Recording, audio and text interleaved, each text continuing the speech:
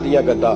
तीसरे दिन बादशाह सलामत आए, आके पहली नजर गद्दे पे डाली। उसने बुलाया सब मुलाजिमीन को, कहा किसने सिया है? कहा जनाब क्या हुआ? कहा ये फटा हुआ था। किसने? कहा नहीं फटा ही नहीं। वो कहने लगे बनो बात, मैं खुद फाड़ के गया था। तो बताओ सही सिया किसने है? कहा जनाब आप फाड़ के गए थे तो बताया क्यों नहीं? फरमाने लगे इसीलिए तो बताया नहीं था कि तुम खुद तहकीक कर लो, बुलाओ बताओ सिया किसने। तो बुला लिया, अहमद रफूगर आ गया। उसको जब बुला के सामने बादशाह खड़ा किया, कहा भाई तूने सिया है? कहने लगा हुजूर आपके सारे मुलाजम इकट्ठे होके आए थे, मेरी गलती कोई नहीं। कहा नहीं यार तू बड़ा कारीगर है, मैंने अपने हाथ से फाड़ा था पर मुझे भी नहीं पता चल रहा कहां से फटा था। अच्छा ये बता ये थैली जो है ये भी तूने सी थी?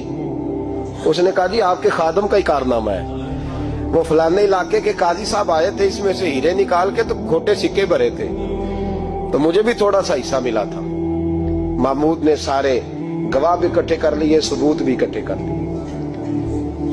फिर काजी को बुलाया, पहले सारे सबूत और गवाह केस हल कर लिया। फिर हमारे यहाँ ये हाल होता है कि मुदई 2-3 हफ्ते के बाद खुद ही हाथ बांध जाता है, कहता तुसी मेरी जान छड़ो, मुजरिम फड़ो पावे ना पड़ो। वो कहता है मुझे माफी दो, मैं रहा। जुल्म है ना, जुल्म ज्यादती है कि जो बेचारा इतने सवाल मुजरिम से नहीं होते जितने मुदई से होते। आप यकीन करें इतने सवालात होते। सारे सबूत इकट्ठे करके काजी साहब को बुलाया, तन्हाई में ले जाके महमूद गजनवी ने कहा काजी साहब आपसे गलती हो गई, गरीब आदमी था, वो लुट गया है, उसने तो बड़ी मुश्किल से कुछ हीरे जमा किए थे और उसकी कुल कायनात थी, तो आप उसका माल उसे दे दे, बात खत्म। काजी साहब कहने लगे आप मुझ पे इल्जाम लगा रहे हैं, सवाल ही नहीं पैदा होता।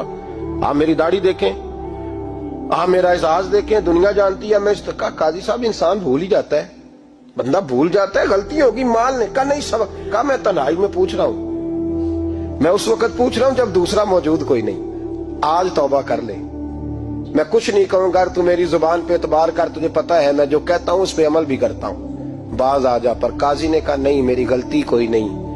महमूद ने फिर बड़े दरबार में बुला लिया, मजमा आम में।